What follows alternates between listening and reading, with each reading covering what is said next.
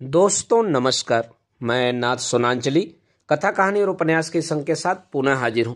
दोस्तों, इस समय हम लोग सुन रहे हैं प्रेमचंद की लिखी हुई कुछ श्रेष्ठ कहानियों का वाचन। इस कड़ी में आज लीजिए सुनिए प्रेमचंद की लिखी हुई एक बहुत ही प्रसिद्ध कहानी कजाकी का वाचन मेरे अर्थात नाथ सोनांचली के स्वर में। मेरी बाल स्मृतियों में कजाकी एक न मिटने वाला व्यक्ति है। आज 40 साल गुजर गए। कजाकी की मूर्ति अभी तक आंखों के सामने नाच रही है। मैं उन दिनों अपने पिता के साथ आजमगढ़ की एक तहसील में था। कजाकी जाति का पासी था, बड़ा ही हंसमुख, बड़ा ही साहसी, बड़ा ही जिंदा दिल।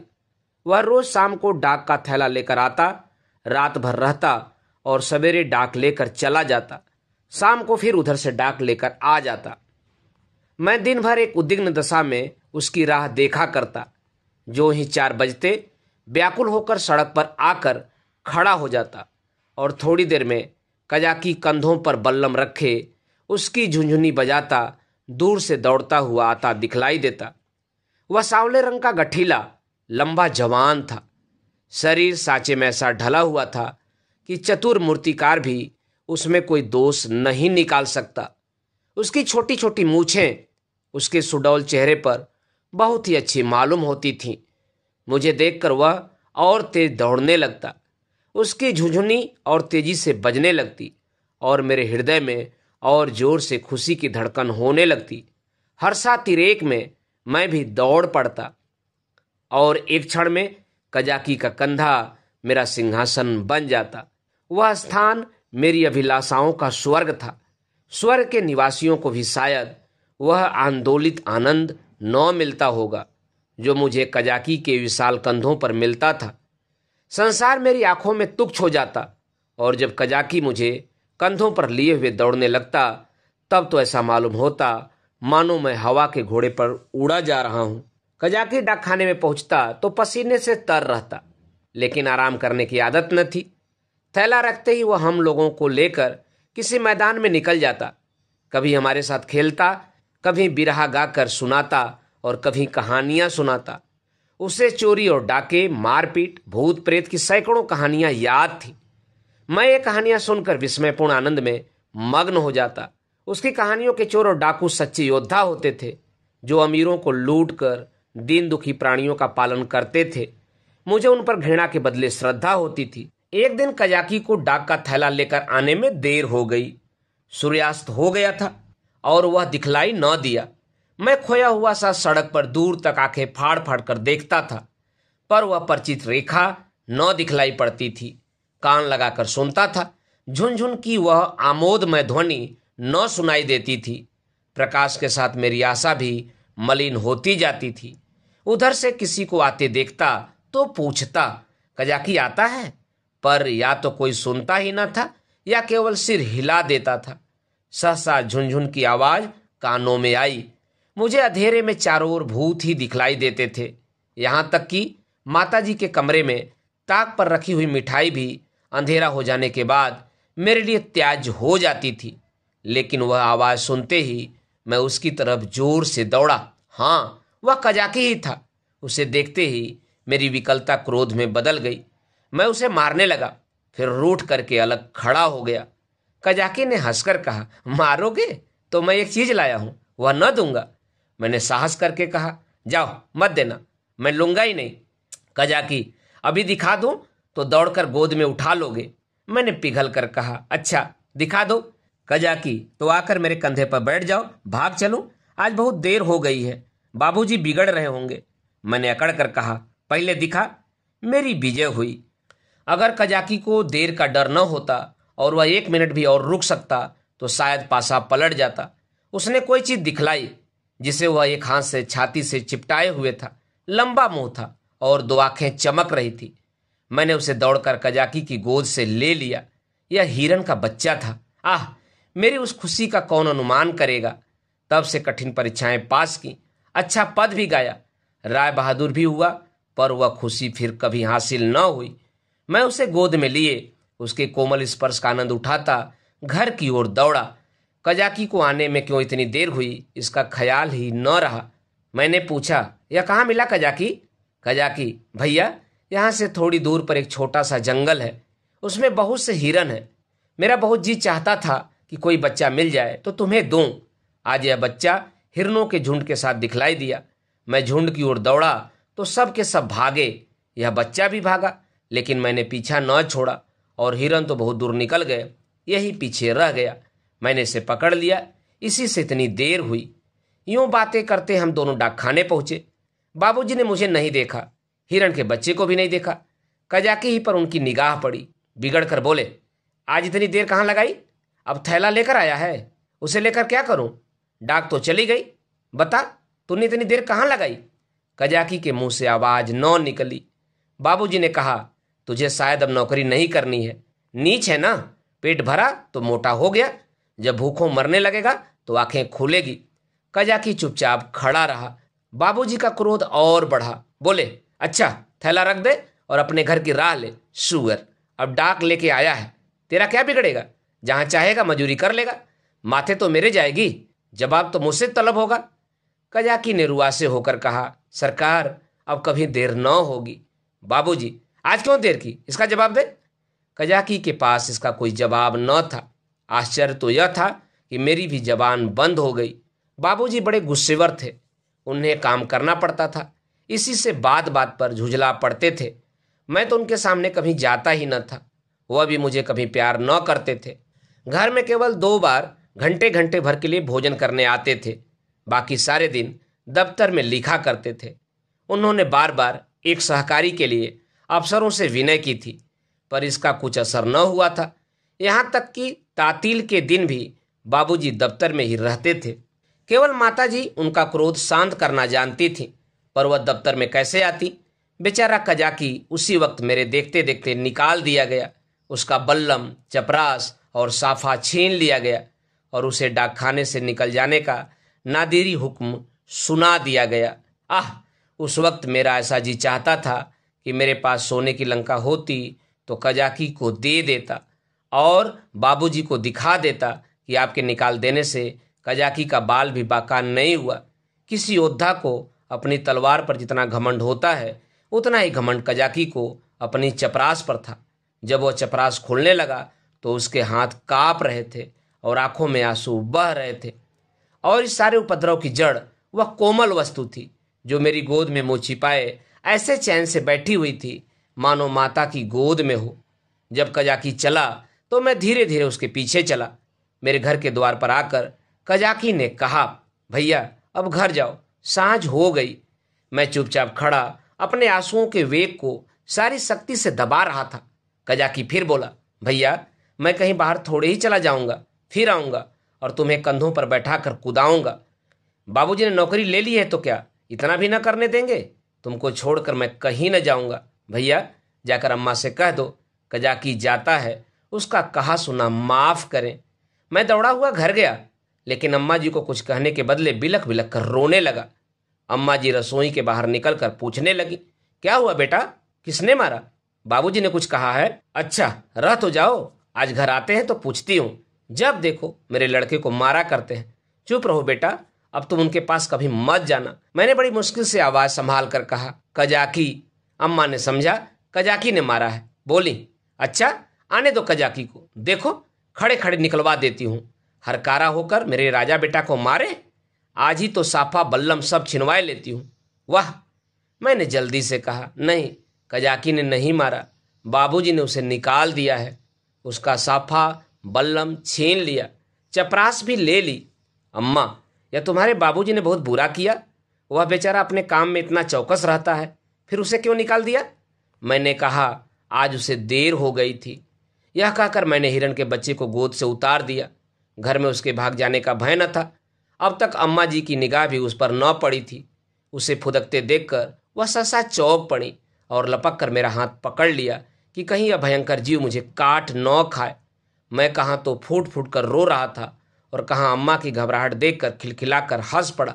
अम्मा, अरे यह तो हिरण का बच्चा है, कहाँ मिला? मैंने हिरण के बच्चे का सारा इतिहास और उसका भीषण परिणाम आदि से अंत तक कह सुनाया। अम्मा, यह इतना तेज भागता था कि कोई दूसरा होता तो पकड़ ही न सकता था। सन सन हवा की तरह उड़ता चला जाता था। कजाकी 5-6 घंटे तक इसके पीछे दौड़ता रहा। तब कहीं जाकर बच्चा मिला। अम्मा जी, कजाकी की तरह कोई दुनिया भर में नहीं दौड़ सकता।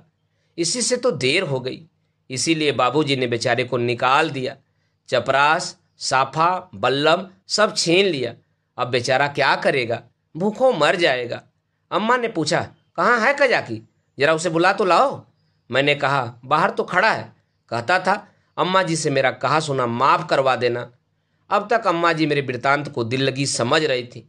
शायद वह समझती थीं कि बाबूजी ने कजाकी को डांटा होगा, लेकिन मेरा अंतिम वाक्य सुनकर संशय हुआ कि सचमुच तो कजाकी बर्खास्त नहीं कर दिया गया। बाहर आकर कजाकी कजाकी पुकारने लगी, पर कजाकी का कहीं पता न था। मैंने बार बार पुकारा, लेकिन कजाकी वहां न था। खाना तो मैंने खा लिया। बच्चे शौक में खाना नहीं छोड़ते, खासकर जब रबड़ी भी सामने हो। मगर बड़ी रात तक पड़े पड़े सोचता रहा। मेरे पास रुपए होते तो 1 लाख रुपए कजाकी को दे देता और कहता, बाबूजी से कभी मत बोलना, बेचारा भूखों मर जाएगा। देखूं कल आता है कि नहीं। अब क्या करेगा आकर, मगर आने को तो कह गया है। मैं कल उसे अपने साथ खाना खिलाऊंगा। यही हवाई किले बनाते बनाते मुझे नींद आ गई। दूसरे दिन मैं दिन भर अपने हिरण के बच्चे की सेवा सत्कार में व्यस्त रहा। पहले उसका नामकरण संस्कार हुआ, मुन्नू नाम रखा गया। फिर मैंने उसका अपने सब हमजोलियों और सहपाठियों से परिचय कराया। दिन भर में वह मुझसे इतना हिल गया कि मेरे पीछे दौड़ने लगा। इतनी देर में मैंने उसे अपने जीवन में एक महत्वपूर्ण स्थान दे दिया। अपने भविष्य में बनने वाले विशाल भवन में उसके लिए अलग कमरा बनाने का भी निश्चय कर लिया। चारपाई, सैर करने की फिटन आदि का भी आयोजन कर ली। लेकिन संध्या होते ही मैं सब कुछ छोड़ छाड़कर सड़क पर जा खड़ा हुआ और कजाकी की बाट जोहने लगा। जानता था कि कजाकी निकाल दिया गया है, अब उसे यहाँ आने की कोई ज़रूरत नहीं रही। फिर भी न जाने क्यों मुझे यह आशा हो रही थी कि वह आ रहा है। एकाएक मुझे ख्याल आया कि कजाकी भूखों मर रहा होगा। मैं तुरंत घर आया। अम्मा दिया बाती कर रही थी। मैंने चुपके से एक टोकरी में आटा निकाला। आटा हाथों में लपेटे टोकरी से गिरते आटे की एक लकीर बनाता हुआ भागा। जाकर सड़क पर खड़ा हुआ ही था कि कजाकी सामने से आता दिखलाई दिया। उसके पास बल्लम भी था, कमर में चपरास भी थी, सिर पर साफा भी बंधा हुआ था, बल्लम में डाक का थैला भी बंधा हुआ था। मैं दौड़कर उसकी कमर से चिपट गया और विस्मित होकर बोला, तुम्हें चपरास और बल्लम कहाँ से मिल गया कजाकी? कजाकी ने मुझे उठाकर कंधों पर बैठाते हुए कहा, वह चपरास किस काम की थी भैया? वह तो गुलामी की चपरास थी। यह पुरानी खुशी की चपरास है। पहले सरकार का नौकर था, अब तुम्हारा नौकर हूं। यह कहते कहते उसकी निगाह टोकरी पर पड़ी जो वहीं रखी थी। बोला, यह आटा कैसा है भैया? मैंने सकुचाते हुए कहा, तुम्हारे ही लिए तो लाया हूं, तुम भूखे होगे, आज क्या खाया होगा? कजाकी की आंखें तो मैं न देख सका, उसके कंधों पर बैठा हुआ था। हाँ, उसकी आवाज से मालूम हुआ कि उसका गला भर आया। बोला, भैया क्या रूखी ही रोटियां खाऊंगा? दाल, नमक, घी और तो कुछ नहीं है। मैं अपनी भूल पर बहुत लज्जित हुआ। सच तो है, बेचारा रूखी रोटियां कैसे खाएगा, लेकिन नमक, दाल, घी कैसे लाऊं? अब तो अम्मा चौके में होंगी। आटा लेकर तो किसी तरह भाग आया। अभी तक मुझे मालूम न था कि मेरी चोरी पकड़ ली गई है। आटे की लकीर ने सुराग दे दिया है। अब ये 3-3 चीजें कैसे लाऊंगा? अम्मा से मांगूंगा तो कभी न देंगी। एक एक पैसे के लिए तो घंटों रुलाती हैं। इतनी सारी चीजें क्यों देने लगीं? एकाएक मुझे एक बात याद आई। मैंने अपनी किताबों के बस्तों में कई आने पैसे रख छोड़े थे। मुझे पैसा जमा करके रखने में बड़ा आनंद आता था। मालूम नहीं अब वह आदत क्यों बदल गई। अभी वही हालत होती तो शायद इतना फाके मस्त न रहता। बाबूजी मुझे प्यार तो कभी न करते थे, पर पैसे खूब देते थे। शायद अपने काम में व्यस्त रहने के कारण मुझसे पिंड छुड़ाने के लिए इसी नुस्खे को सबसे आसान समझते थे। इनकार करने में मेरे रोने और मचलने का भय था। इस बाधा को भी वह दूर से ही टाल देते थे। अम्मा जी का स्वभाव इससे ठीक प्रतिकूल था। उन्हें मेरे रोने और मचलने से किसी काम में बाधा पड़ने का भय न था। आदमी लेटे लेटे दिन भर रोना सुन सकता है। हिसाब लगाते हुए जोर की आवाज़ से ध्यान बढ़ जाता है। अम्मा मुझे प्यार तो बहुत करती थीं, पर पैसे का नाम सुनते ही उनकी त्योरियां बदल जाती थीं। मेरे पास किताबें न थीं। हाँ, एक बस्ता था जिसमें डाकखाने के 2-4 फार्म तह करके पुस्तक के रूप में रखे हुए थे। मैंने सोचा दाल नमक और घी के लिए क्या उतने पैसे काफ़ी न होंगे, मेरी तो मुट्ठी में नहीं आते। यह निश्चय करके मैंने कहा, अच्छा मुझे उतार दो तो मैं दाल और नमक ला दूं, मगर रोज आया करोगे ना? कजाकी, भैया खाने को दोगे तो क्यों ना आऊँगा। मैंने कहा, मैं रोज खाने को दूंगा। कजाकी बोला, तो मैं रोज आऊँगा। मैं नीचे उतरा और दौड़कर सारी पूंजी उठा लाया। कजाकी को रोज बुलाने के लिए उस वक्त मेरे पास कोहनूर हीरा भी होता तो उसको भेंट करने में मुझे पसोपेश न होता। कजाकी ने विस्मित होकर पूछा, ये पैसे कहाँ पाए भैया? मैंने गर्व से कहा, मेरे ही तो हैं। कजाकी, तुम्हारी अम्मा जी तुमको मारेंगी, कहेंगी कजाकी ने फुसलाकर मंगवा लिए होंगे। भैया इन पैसों से मिठाई ले लेना और मटके में रख देना। मैं भूखों नहीं मरता, मेरे 2 हाथ हैं, मैं भला भूखों मर सकता हूँ। मैंने बहुत कहा कि पैसे मेरे हैं, लेकिन कजाकी ने न लिए। उसने बड़ी देर तक इधर उधर की सैर कराई, गीत सुनाए और मुझे घर पहुंचाकर चला गया। मेरे द्वार पर आटे की टोकरी भी रख दी। मैंने घर में कदम रखा ही था कि अम्मा जी ने डांट कर कहा, क्यों रे चोर, तू आटा कहाँ ले गया था? अब चोरी करना सीखता है? बता किसको आटा दे आया, नहीं तो तेरी खाल उधेड़ कर रख दूंगी। मेरी नानी मर गई। अम्मा क्रोध में सिंगनी हो जाती थी। सिट पिटाकर बोला, किसी को तो नहीं दिया? अम्मा, तूने आटा नहीं निकाला? देख कितना आटा सारे आंगन में बिखरा पड़ा है। मैं चुपचाप खड़ा था। वह कितना ही धमकाती थी, चुमकारती थी, पर मेरी जबान न खुलती थी। आने वाली विपत्ति के भय से प्राण सूख रहे थे। यहाँ तक कि यह भी कहने की हिम्मत न पड़ती थी कि बिगड़ती क्यों हो, आटा तो द्वार पर रखा हुआ है और न उठाकर लाते ही बनता था। मानो क्रिया शक्ति ही लुप्त हो गई हो, मानो पैरों में हिलने की सामर्थ्य ही नहीं है। सहसा कजाकी ने पुकारा, बहू जी आटा द्वार पर रखा हुआ है, भैया मुझे देने को ले गए थे। यह सुनते ही अम्मा द्वार की ओर चली गई। कजाकी से वह पर्दा न करती थी। उन्होंने कजाकी से कोई बात की या नहीं यह तो मैं नहीं जानता, लेकिन अम्मा जी खाली टोकरी लिए हुए घर में आईं। फिर टोकरी में जाकर संदूक से कुछ निकाला और द्वार की ओर गईं। मैंने देखा कि उनकी मुट्ठी बंद थी। अब मुझसे वहां खड़े न रहा गया। अम्मा जी के पीछे पीछे मैं भी गया। अम्मा जी ने द्वार पर कई बार पुकारा, मगर कजाकी चला गया था। मैंने बड़ी अधीरता से कहा, मैं जाकर खोज लाऊं अम्मा जी। अम्मा जी ने किवाड़े बंद करते हुए कहा, तुम अंधेरे में कहाँ जाओगे, अभी तो यहीं खड़ा था। मैंने कहा कि यहीं रहना, मैं आती हूं। तब तक न जाने कहाँ खिसक गया। बड़ा संकोची है, आटा तो लेता ही न था। मैंने जबरदस्ती करके उसके अंगोछे में बांध दिया। मुझे तो बेचारे पर बड़ी दया आती है। न जाने बेचारे के घर में कुछ खाने को भी है या नहीं। रुपए लाई थी कि दे दूं, पर न जाने कहाँ चला गया। अब तो मुझे भी साहस हुआ। मैंने अपनी चोरी की पूरी कथा कह डाली।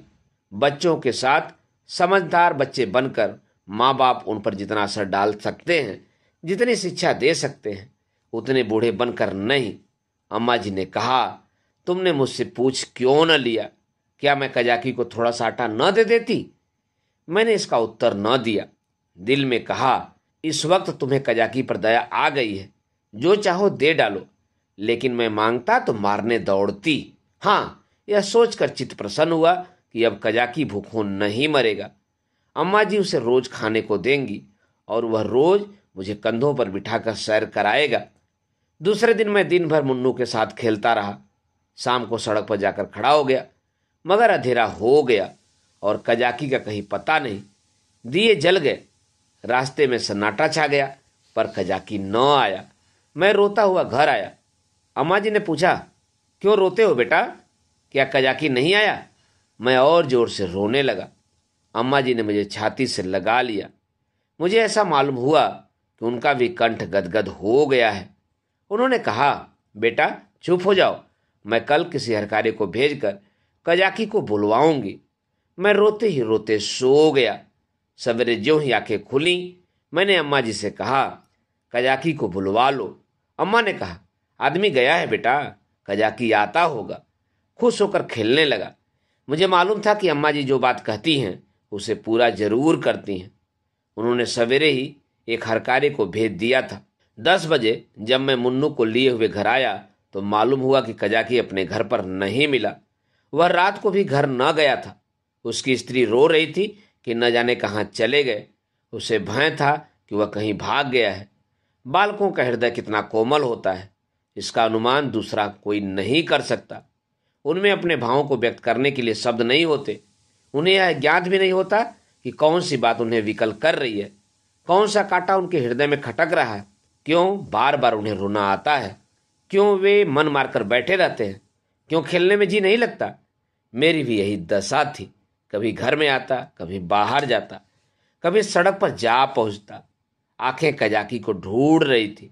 वह कहाँ चला गया, कहीं भाग तो नहीं गया। तीसरे पहर को मैं खोया हुआ सा सड़क पर खड़ा था। सहसा मैंने कजाकी को एक गली में देखा। हाँ, वह कजाकी ही था। मैं उसकी ओर चिल्लाता हुआ दौड़ा, पर गली में उसका पता न था। न जाने किधर गायब हो गया।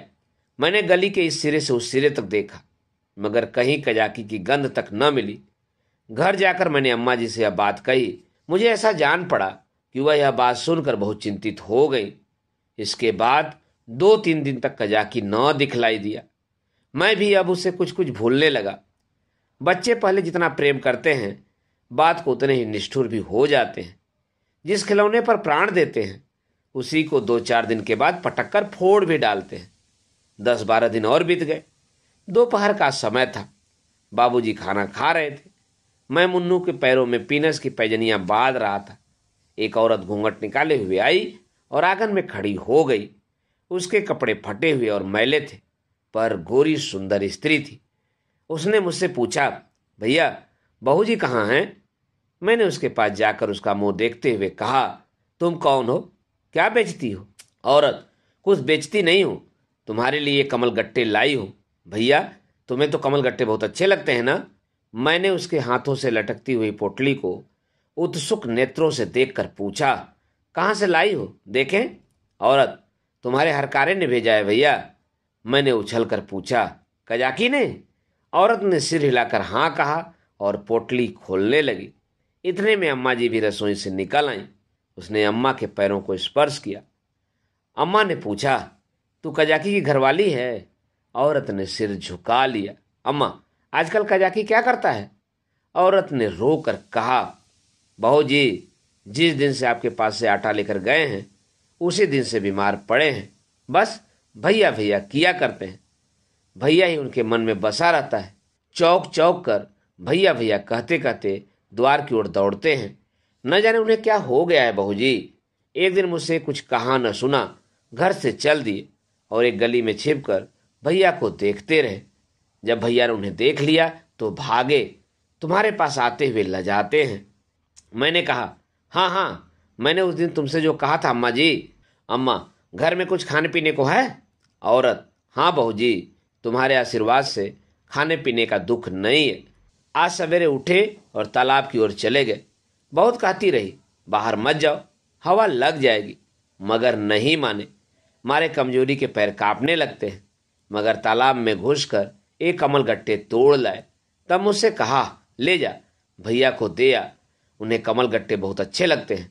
कुशल क्षेम पूछती आना। मैंने पोटली से कमल गट्टे निकाल लिए थे और मजे से चख रहा था। अम्मा ने बहुत आंखें दिखाई, मगर यहाँ इतनी सब्र कहाँ। अम्मा ने कहा, कह देना सब कुशल है। मैंने कहा, यह भी कह देना कि भैया ने बुलाया है। न जाओगे तो फिर तुमसे कभी न बोलेंगे। हाँ। बाबूजी खाना खाकर निकल आए थे। तौलिए से हाथ मुंह पोंछते हुए बोले, और यह भी कह देना कि साहब ने तुमको बहाल कर दिया है। जल्दी जाओ, नहीं तो कोई दूसरा आदमी रख लिया जाएगा। औरत ने अपना कपड़ा उठाया और चली गई। अम्मा ने बहुत पुकारा, पर वह न रुकी। शायद अम्मा जी उसे सीधा देना चाहती थी। अम्मा ने पूछा, सचमुच बहाल हो गया? बाबूजी, और क्या, झूठे ही बुला रहा हूं? मैंने तो 5वें दिन बहाली की रिपोर्ट की थी। अम्मा, यह तो तुमने बहुत अच्छा किया। बाबूजी, उसकी बीमारी की यही दवा है। प्रातःकाल मैं उठा तो क्या देखता हूं कि कजाकी लाठी टेकता हुआ चला आ रहा है। वह बहुत ही दुबला हो गया था। मालूम होता था बूढ़ा हो गया है। हरा भरा पेड़ सूख कर ठूठा हो गया था। मैं उसकी ओर दौड़ा और उसकी कमर से चिमट गया। कजाकी ने मेरे गाल चूमे और मुझे उठाकर कंधों पर बैठाने की चेष्टा करने लगा, पर मैं न उठ सका। तब वह जानवरों की भांति भूमि पर हाथों और घुटनों के बल खड़ा हो गया और मैं उसकी पीठ पर सवार होकर डाकखाने की ओर चला।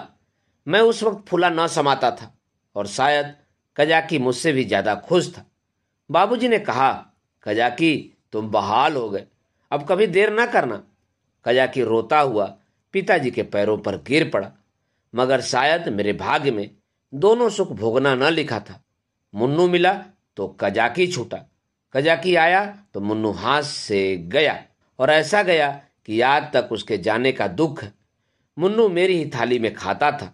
जब तक मैं खाने न बैठूं वह भी कुछ न खाता था। उसे भात से बहुत रुचि थी, लेकिन जब तक खूब घी न पड़ा हो उसे संतोष न होता था। वह मेरे ही साथ सोता था और मेरे ही साथ उठता भी था। सफाई तो उसे इतनी पसंद थी कि मल मूत्र त्याग करने के लिए घर से बाहर मैदान में निकल जाता था। कुत्तों से उसे चिढ़ थी, कुत्तों को घर में न घुसने देता। कुत्ते को देखते ही थाली से उठ जाता और उसे दौड़कर बाहर निकाल देता था। कजाकी को डाकखाने में छोड़कर जब मैं खाने गया तो मुन्नू भी आ बैठा। अभी 2-4 ही और खाए थे कि एक बड़ा सा झबरा कुत्ता आंगन में दिखाई दिया।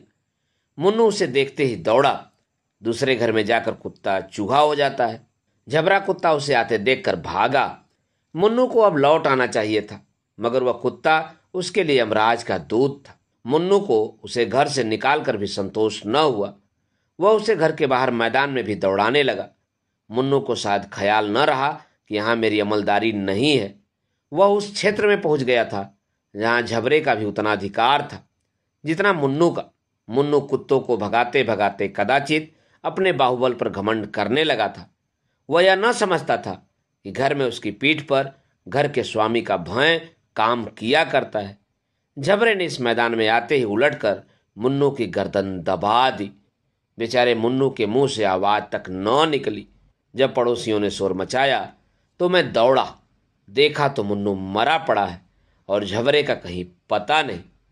दोस्तों, अभी आप सुन रहे थे प्रेमचंद की लिखी हुई कहानी कजाकी का वाचन, मेरे अर्थात नाथ सोनांचली के स्वर में। दोस्तों, और भी किस्से कहानी और उपन्यास सुनने के लिए आप मेरे साथ कथा कहानी और उपन्यास के साथ जुड़े रहें। धन्यवाद। नमस्कार।